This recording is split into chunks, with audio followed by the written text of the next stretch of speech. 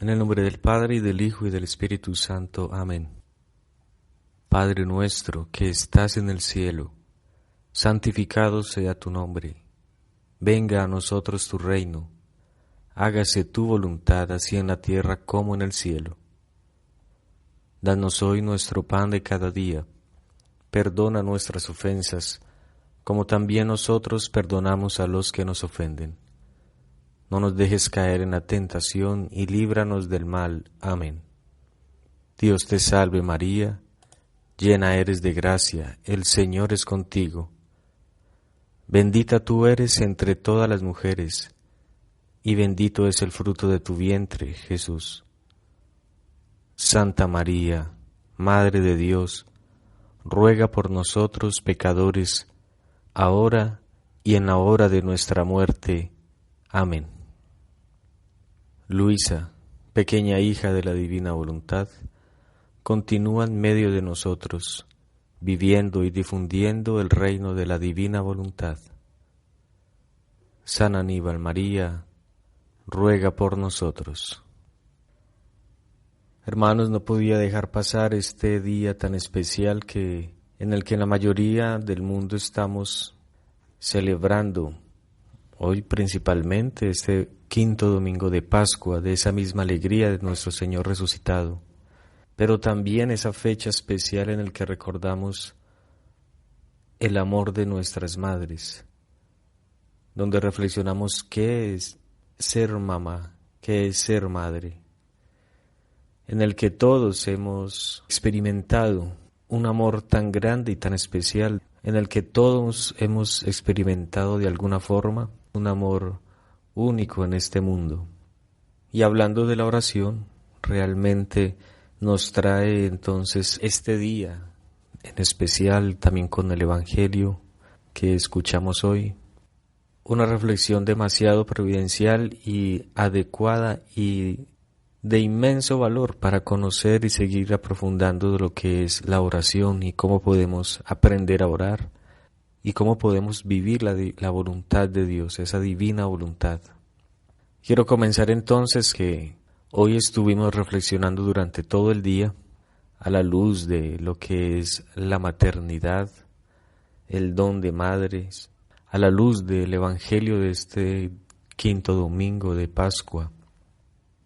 Y no podíamos dejar pasar entonces esta fecha, primero para darle gracias a Dios por ese don tan inmenso que nos hace experimentar, ese don de la maternidad, que lo experimentan en primera persona las madres, las mujeres, porque ellas son quienes están llamadas y fueron creadas para el don de la maternidad, y lo experimentamos nosotros, al nacer de una mujer, al nacer de ese don de la maternidad, al recibir los cuidados, los esmeros, las providencias que nos dio nuestra madre aquí en la tierra, esas mismas providencias y cuidados que recibió el mismo Jesús, el Verbo de Dios, se sintió con la necesidad de recibir el amor de una madre y de tan grande madre, de nuestra Madre Santísima, que es a ella donde nos referimos lo que significa esa perfección de la maternidad y donde también providencialmente ayer conmemorábamos ese auxilio maternal de Nuestra Señora de los Cielos hace 100 años en unas regiones de Portugal. Y reflexionando en estas providencias divinas, en esto que meditamos este domingo, encontramos material suficiente, encontramos un material demasiado profundo y demasiado valioso para lo que son estas pequeñas reflexiones sobre la oración que estamos haciendo. Y los temas, así como los que más quisiera centrarme en esta pequeña reflexión, y que va a ser clave y fundamento para realmente comprender cómo debe ser nuestra oración y cómo es la oración cristiana. La oración cristiana que está fundamentada, como habíamos dicho en el audio anterior, en esa revelación perfecta de Dios que nos da Jesús mismo, ¿no? Y que esa misma revelación para nosotros, para este mundo, comienza con María Santísima. Con María Santísima empieza la obra de la redención, empieza la obra también de la revelación perfecta. Y podríamos decir que esa revelación plena y total, esa obra de la redención, comienza con la maternidad. Demasiado curioso y demasiado bello, ¿no? Entonces no podríamos dejar pasar esta oportunidad para reflexionar.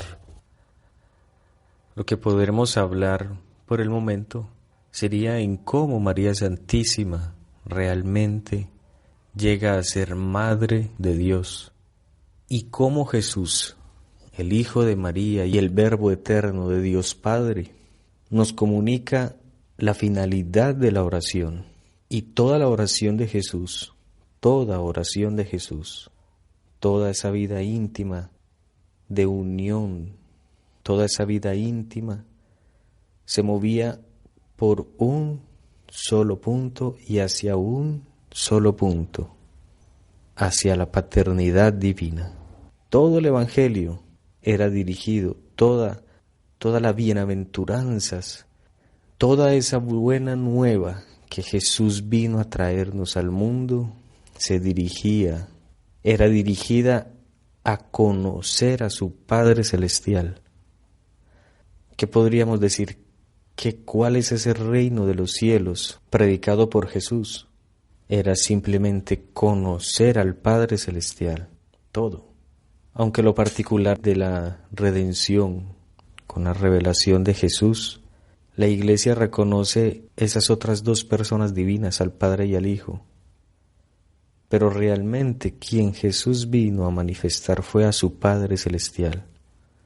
En eso se basaba toda su obra, en eso se basaba toda su vida interior, y en eso se dirigían todas sus obras, porque Él simplemente vino para hacer la voluntad de Dios, para hacer la voluntad de su Padre.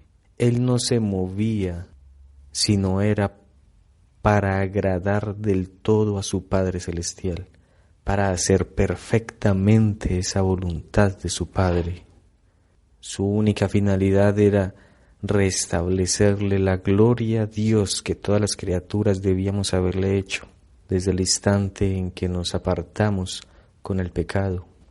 Él vino a restablecer la gloria de su Padre Celestial y a revelarnos, a purificar ese concepto que teníamos de Dios, de Padre. Es tan fuerte fue esta revelación, esta nueva revelación, esta nueva noticia que vino a traer Jesús, que la causa jurídica por la que los judíos realmente sentenciaron la muerte de Jesús fue por el haberse llamado Hijo de Dios, por haberse atrevido a llamar a Dios como Padre, como su Padre, por haberse atrevido a sentirse y a decir que Él era el Hijo de Dios. Y toda esa revelación comienza entonces, esa revelación de la paternidad de Dios, esa revelación perfecta de Dios, esa revelación perfecta que significa reconocer a ese Dios como Padre, esa revelación perfecta entonces que significa purificar el concepto de paternidad, comienza, muy curiosamente, con una maternidad, con la maternidad divina en una criatura. Así es que comienza la revelación perfecta de la divina paternidad. Y entonces podríamos decir que nuestra primera maestra del Evangelio es nuestra Madre Santísima. Ella sería nuestra primera maestra para conocer a Dios tal cual y como es Él. Quien nos lo revela perfectamente es el Hijo de Dios, pues solamente Él es el que vino de Dios y quien conoce tal cual y como es Dios Padre. Pero nuestra primera maestra por excelencia, maestra no reveladora como Jesús, sería nuestra Madre Celestial, María Santísima, su maternidad. Entonces debemos preguntarnos en cómo llegó a ser ella Madre de Dios, cómo fue que ella llegó a poseer esa maternidad a tal grado en que puede concebir al Hijo de Dios. ¿Cómo fue que ella adquirió entonces la maternidad divina? Comencemos estudiando, buscando, tratando de comprender esto. En el audio pasado hablábamos que es en la medida en que nosotros nos unificamos a Dios, en esa medida cumplimos su voluntad, y que esa voluntad no es otra sino de hacernos partícipes de todo lo que es Dios, que es en esos excesos súper exagerados de su amor infinito y eterno, que simplemente se contenta con comunicar lo que es Él. Y es así entonces que Él quiere comunicarnos, quiere participarnos lo que es Él. Y en María Santísima estaba tan unificada a su Dios, tan atenta a sus deseos, tan atenta a realizar su voluntad, a complacerlo, que es así como ella recibe y se le comunica y se le participa lo que sería esa paternidad divina. Comienza ella a ser también madre de Dios. Comienza ella a tener la posibilidad de ser madre. ¿Y cómo comienza? Conociendo a Dios. ¿Cómo ella comienza entonces a conocer? Ya sabemos que nuestra Madre Santísima, desde su primer instante de su concepción, ella es absenta del pecado original, en que ella fue inmaculada desde su concepción. Fue una concepción sin mancha, sin esa mancha con la que todos nosotros nacemos al llegar a esta vida. Ella es la primera redimida, la primera que recibe todos los méritos del Redentor, y por tanto su concepción es inmaculada. Al comenzar ella desde la inmaculadez, comienza así a tener un conocimiento total y perfecto en su medida y en la medida en que Dios le quería comunicar. Entonces comienza a conocer en un estado inmaculado. Por lo tanto, ella tenía todas sus potencias sin ninguna mancha. Las podía desenvolver sin ningún impedimento, sin ninguna mancha. Eran libres. Ella era reina de sí misma. Ella tenía una memoria inmaculada, tenía una inteligencia inmaculada, tenía una voluntad inmaculada. Y todas estas tres potencias de su alma comienzan a absorber y a conocer a ese Dios con esa visión inmaculada. Por lo tanto, todo el conocimiento que ella iba adquiriendo, podemos decir que cada conocimiento que ella tenía era una concepción inmaculada de Dios. Este es uno de los puntos en el que en el audio pasado yo dije que teníamos que conservarlo y tratar de meditarlo. ¿Qué concepto tenemos de Dios para poder escucharlo y para poder seguirlo y para poder unificarnos y para saber qué es lo que quiere y para cumplir en esa medida en como Él quiere que lo cumplamos? Cuál sea nuestra concepción de Dios, cuál sea nuestro concepto de Dios, así van a ser todas nuestras obras, así va a ser nuestra oración, así va a ser nuestro amor. Por lo tanto, María desde su primer instante de su concepción empezó a asumir un concepto inmaculado de Dios en su mente. Y es allí donde nosotros debemos desear llegar. Tenemos mucho trabajo porque nacimos con la mancha, alimentamos nuestra vida de pecado, pecado tras pecado, pero más grande, ya lo sabemos, que aún más grande de todas esas consecuencias del pecado original y de nuestros pecados sociales y nuestros pecados universales y nuestros pecados particulares, mucho más grande es la misericordia que se nos demostró en esa Semana Santa y que hoy mismo estamos celebrando como quinto domingo de Pascua. Estamos celebrando esa gran victoria de Dios ante esa gran muerte, ante esas grandes consecuencias que nosotros cargamos encima por nuestros pecados. Entonces no es una osadía decir que debemos de desear llegar y con la esperanza de llegar a tener también un concepto inmaculado de Dios, porque es mucho más grande su amor y su misericordia, en que nosotros lo lleguemos a comprender, y esa es la finalidad de su revelación. Es mucho más infinito y eterno el deseo que Él tiene de que nosotros le conozcamos tal y cual es, que el que nosotros desearíamos querer conocerlo. Por eso es que Él nos da los auxilios de nuestra Madre Santísima. Por eso es que Él nos las pone como maestra y como madre, porque ella es quien nos va a enseñar el cómo vamos a ser como ella, cómo vamos a tener un concepto también inmaculado de Dios. ¿En qué nos basamos para desear y para tener ese deseo y esa esperanza? En simplemente que su amor es eterno. Y su amor simplemente lo único que quiere es desbordarse en amor hacia nosotros y quiere darse a conocer. Y su amor es sin límites, y su conocimiento entonces, ese conocimiento que nos quiere transmitir, es sin límites. Nos basamos es en su amor y en su misericordia.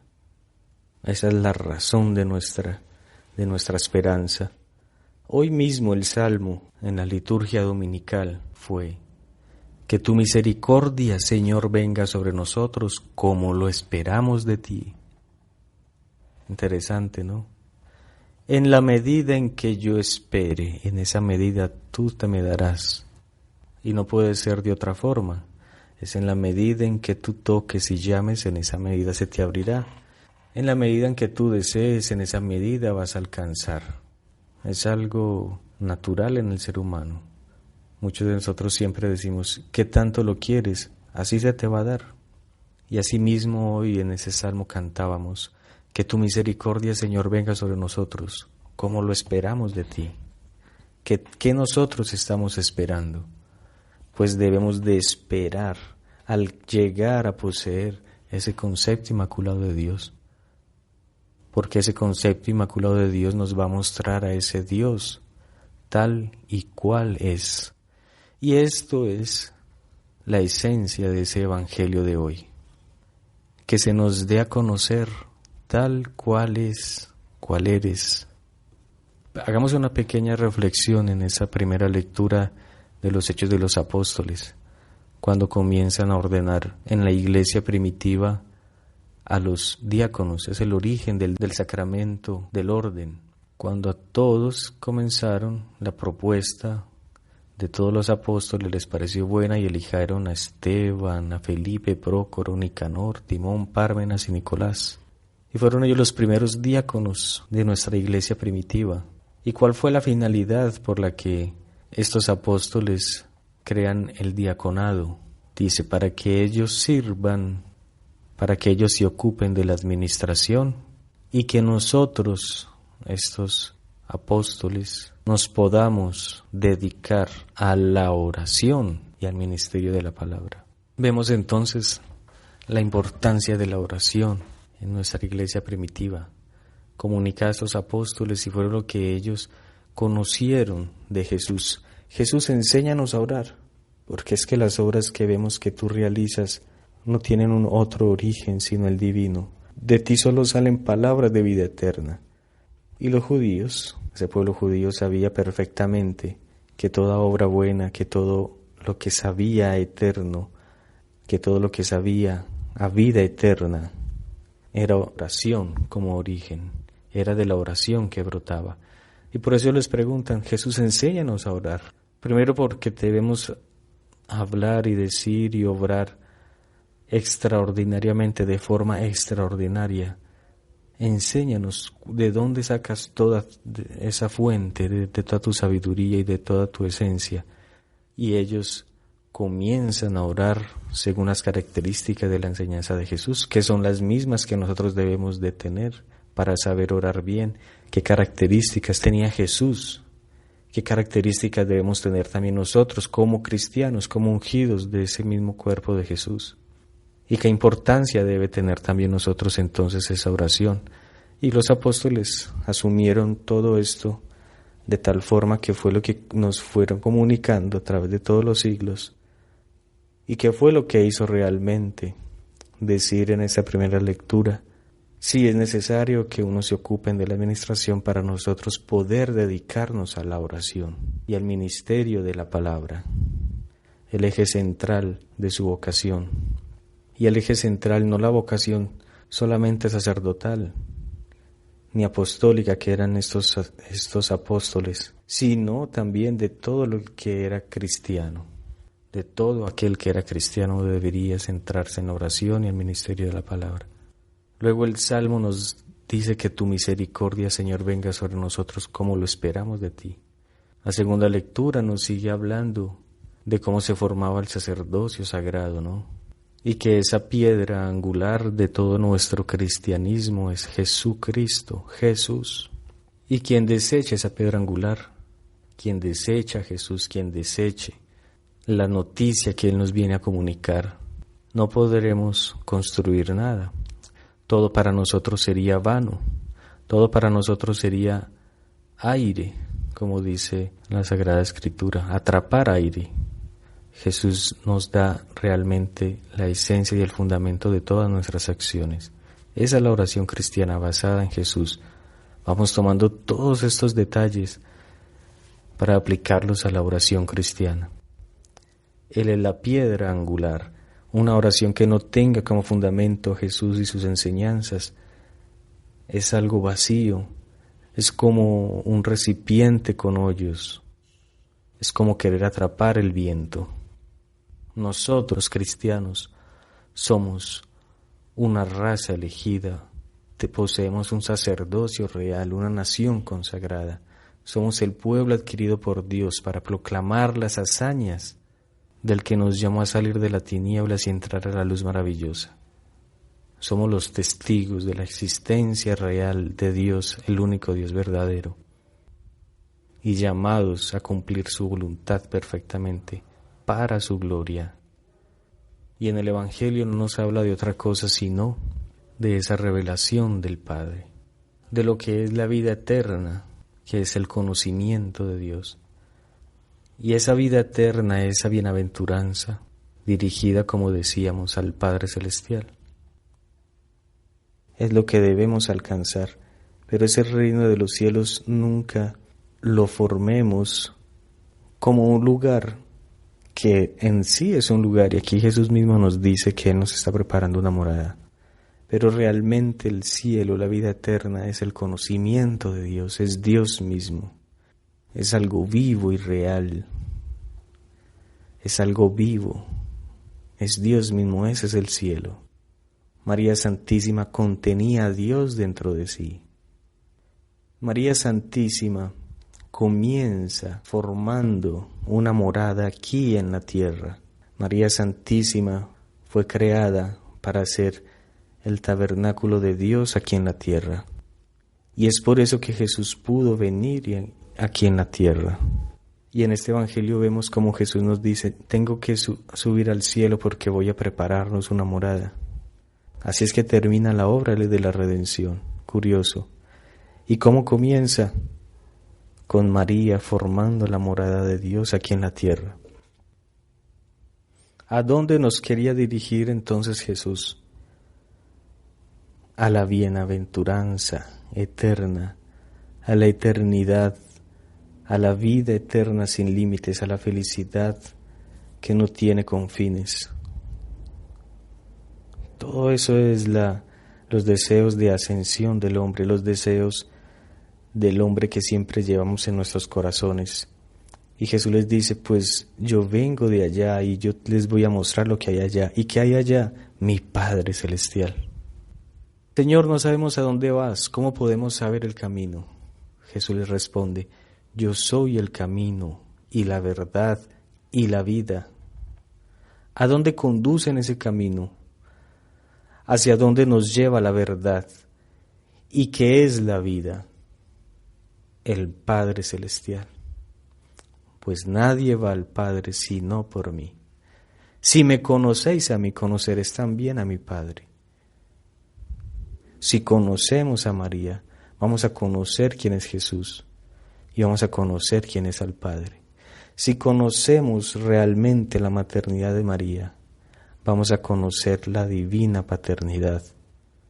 Y si conocemos la paternidad de Dios, vamos a también a llegar a comprender qué es la maternidad de la cual estamos celebrando hoy, en todas esas chispas de la divina maternidad que todos nosotros nos hemos encontrado con nuestras mamás, que todos nosotros hemos experimentado en este mundo, unos más, unos menos. Pero eso que vemos en este mundo que es insuperable, que es casi que incomprensible, que llega a unos excesos extraordinarios a este mundo, lo llamamos de maternidad, y es lo que celebramos hoy. Y es increíble cómo este mundo actual, contemporáneo, está siempre degradando ese bello don de lo que es la maternidad en las mujeres. Lo confunden simplemente como algo, como si fuera una maldición. Imagínense en el punto en que hemos llegado. Nosotros como criaturas conocemos esa divina paternidad que Jesús nos vino a mostrar con ese complemento perfecto, la mujer, con ese complemento perfecto que sería la maternidad de nuestra Madre Santísima. Y es esa maternidad a que nosotros debemos llegar a alcanzar, porque Jesús mismo nos dice en el Evangelio: quien hace la voluntad de mi Padre es mi madre. Mi madre no es simplemente aquella que me dio leche de sus pechos, no. Mi madre es aquel que hace la voluntad de Dios, no simplemente es madre quien amamanta. Es entonces en María Santísima, contemplando María Santísima y esa maternidad, en la que podremos comprender y llegar a alcanzar ese concepto de inmaculado de Dios, pues estamos tratando con la Inmaculada, con la que en el primer instante de su vida comenzó a conocer perfectamente a Dios sin mancha, sin arruga. Lo conoció perfectamente. Vuelvo y retrocedo entonces a esa idea que estábamos tomando. Debemos llegar a poseer y querer alcanzar el concepto inmaculado de Dios, para comprender entonces a Dios tal cual es, para poder realizar lo que Jesús me va a pedir y poder cumplir esa obra de la santificación, esa obra del tercer fiat, esa obra del Espíritu Santo en nosotros, donde podemos actuar y debemos actuar en cada instante de nuestra vida con la divina voluntad obrante en nosotros, unificados y fundidos en la voluntad de Dios para realizarla tal y como Él merece que la realicemos. Este Evangelio, entonces, luego comienza después de esa manifestación en que Él es el camino, la verdad y la vida. Nos dice que todo va dirigido a su Padre Celestial. Señor, muéstranos al Padre y nos basta, le dice Felipe. Y Jesús le replica: hace tanto que estoy con vosotros y no me conoces, Felipe. ¿Hace cuánto nosotros estamos con Jesús, al lado de Jesús, y hemos llegado al Padre Celestial? Preguntémonos esto, porque entonces realmente debemos de reconfigurar todo nuestro cristianismo, de reconfigurar lo que nosotros creemos conocer en Jesús y de quién es Jesús. ¿Qué tanto nosotros conocemos al Padre? Podríamos decir hoy en día. Es en la medida en que conozcamos a Jesús. ¿Qué tanto nosotros nos acercamos en nuestra oración a Dios como Padre? Esa es la gran característica del cristianismo y esa es la gran característica de la oración de Jesús. Y es la medida en que nosotros vamos a saber si realmente conocemos a Jesús. Si en nuestra oración nosotros nos dirigimos a Dios como Padre, ese es como el termómetro de la oración nuestra. En la oración, ¿con qué familiaridad tú te relacionas con Dios Padre? En esa medida se nos está dando a conocer cómo es nuestra oración, si nuestra oración es verdadera, si nuestra oración realmente es cristiana, y si tenemos nosotros ese Espíritu de Dios. Imagínense entonces lo hermoso que es lo que estamos ahora tratando pues como de vislumbrar. Esa oración nuestra debe ser esencialmente trinitaria. Esa oración que nace de nuestra adhesión a Jesucristo, el cual nos revela al Padre y el cual nosotros nos debemos dirigir entonces al Padre con el mismo Espíritu de Jesús. ¿Será que nosotros llegamos con desconfianza a la oración? Nuestra oración es vacía de confianza, vacía de esperanza, vacía de fe muchas veces. Reconfiguremos entonces nuestra oración como cristiano. Por eso en el audio pasado les decía, la oración en otras religiones puede ser válida para algo humano, más la oración cristiana es la más eficaz. Las otras religiones tienen unos maestros que señalan la luz, que señalan el camino, que señalan la vida. Todo lo que existe en el mundo es por causa de la verdad, mas no todo tiene el mismo contenido y la misma sustancia y la misma verdad purificada. San Pablo fue a predicar a los paganos porque él reconocía en ellos las semillas de la verdad que todo ser humano contiene. No estamos diciendo que las otras religiones están en su oración equivocados, no, todos tienen una semilla de verdad. Pero la gran diferencia con nuestra oración cristiana, con nuestro cristianismo, es que nosotros tenemos el camino, la verdad y la vida. Buda no puede decir, yo soy el camino. En otras religiones dicen que son los guías de la verdad, que van a señalar cuál es la verdad, pero jamás dijeron que eran la verdad. Otras religiones pueden decir que son el camino para llegar a la vida, pero jamás en ellos dijo alguien, yo soy la vida. Y nosotros, el cristianismo, sí lo tenemos. Esa es la gran diferencia de todo, sustancialmente y en contenido y en eficacia. Nuestra oración cristiana es mucho más válida. Digo mucho más válida. Las otras oraciones pueden que tengan algo de valor, sí, pero no nos debemos de contentar con algo de valor, debemos de contentarnos y llegar a poseer lo más valioso y lo más eficaz. Y es en la medida en que conocemos a Jesús, en que nos vamos a acercar al Padre Celestial realmente como el Padre Celestial quiere que nos acerquemos a Él. ¿Cómo desea un padre que se acerque su hijo a conversar con Él? ¿Cómo? Sin temor, con confianza, con alegría, sin miedo, sin reprensión. Así es que un padre quiere que un hijo se acerque a Él.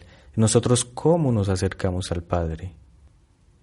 Entra en tu oración y comencemos nosotros a evaluar nuestra oración. ¿Cómo me acerco yo al Padre? ¿Con qué confianza lo miro a los ojos? Le digo, papito, así como Jesús lo decía, así como Jesús se relacionaba con Él. Por eso Él nos dice, yo me voy para poderles enviar mi Espíritu. Y nosotros, si no hemos recibido el Espíritu de la verdad, si no obramos y poseemos en nosotros el Espíritu de la verdad, no podremos dirigirnos a Dios como Padre, jamás. Y todo esto es, ¿qué es lo que nos va a dar el conocimiento? ¿Qué es lo que nos va a dar la confianza? ¿Qué es lo que nos va a poder que nosotros tengamos la capacidad de recibir al Espíritu Santo? Los sacramentos de la Iglesia. Increíble toda la sabiduría que contiene la Iglesia y cómo todo está interligado una cosa con otra. Si nos falta confianza, acudamos a los sacramentos. Si no me he configurado con Cristo, renovemos nuestro bautismo. Si me falta confianza, acerquémonos al sacramento de la penitencia. Si nos falta amor, acerquémonos al sacramento de la Eucaristía para transformarnos más en aquel que recibimos y podamos conocer realmente al Padre tal cual es y podamos acercarnos con su mismo espíritu. Acerquémonos al sacramento de la confirmación y sigamos caminando de la Madre Santísima María, cómo ella recibe la divina maternidad en la medida en que conoce a Dios, y la medida de su conocimiento dio inicio con una concepción inmaculada de Dios, y fue creciendo ese conocimiento de infinito en infinito a lo largo de toda su vida, y fue realizando ella la voluntad de Dios según ese conocimiento que tenía de Él, de tal forma que no podía vivir sin que el más mínimo acto de su ser interno o externo fuera movido únicamente por la voluntad de Dios, pues ella sabía cómo ese Dios nos amaba y ella sabía nosotros cómo lo habíamos dejado de amar, y ese fue su primer dolor, en ver en cómo ese Dios era amado y cómo merecía ser amado y cómo lo estábamos amando nosotros las criaturas y cómo lo estábamos amando totalmente separados de su voluntad. Y ella pensaba para sí y decía: yo no te quiero amar ni siquiera con mi voluntad la ato a tus pies, porque con mi voluntad no quiero hacer nada. ¿Cuál era ese motivo? No de que la voluntad humana sea algo ruin, no, porque la voluntad humana fue creada por Dios, sino que nuestra voluntad y nuestro amor no puede llegar a satisfacer plenamente y perfectamente como ama Dios mismo, y el amor quiere ser correspondido en la misma medida, y por lo tanto nosotros pedimos que venga a obrar en nosotros para que Él mismo se ame en nosotros y viva en nosotros, y nosotros podamos brindarle una correspondencia digna a tan tamaño amor con el que Él nos ama. Y ella dijo: yo quiero atar mi voluntad a tus pies, y solamente ven tú a obrar en mí, para que sea respondido como merece ser correspondido, por mí y por todas las generaciones pasadas, presentes y futuras. Y fue esa actividad y ese dolor de ver cómo ese Dios el que ella estaba conociendo no era amado como merecía ser amado, en que le fue participando y comunicando la divina maternidad.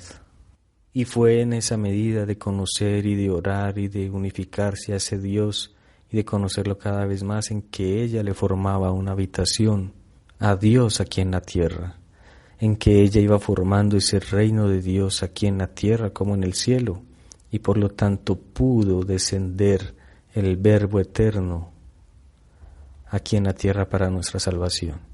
Así pues que así comienza la obra de la redención. La obra de la redención consiste en conocer al Padre y tener una relación íntima y perfecta con Él, con el mismo Espíritu de Jesús. Y esa paternidad comienza con la maternidad de María. La primera enseñanza de esa paternidad que Jesús nos vino a revelar está fundamentada en conocer a la maternidad de María Santísima. Quiero entonces quedarme, tendríamos mucho que seguir hablando realmente, pero para no hacer esto tan extenso y poder centrarnos en algunos puntos, quedémonos entonces con querer llegar a poseer ese concepto inmaculado de Dios. Tengamos esa esperanza, y que jamás esa esperanza sea como muchos la pueden llegar a entender, como si fuera una osadía, como si fuera algo indigno del hombre. ¿Cómo es que usted quiere tener un concepto inmaculado de Dios? Jamás eso. ¿Cómo quiere primeramente, dígame usted, cómo quiere un padre que se acerque su hijo con una confianza plena, perfecta y hasta, entre comillas, osada? Que tu esperanza, Señor, venga sobre nosotros en la medida en que lo esperamos de ti. Y yo de ti quiero esperarlo todo, porque eso es lo que me dice el Espíritu de tu Hijo, el Espíritu Santo. Que tu misericordia venga, Señor, sobre nosotros. Queremos tu reino. Esa es la petición que nos enseña Jesús. Venga a nosotros tu reino, así en la tierra como en el cielo.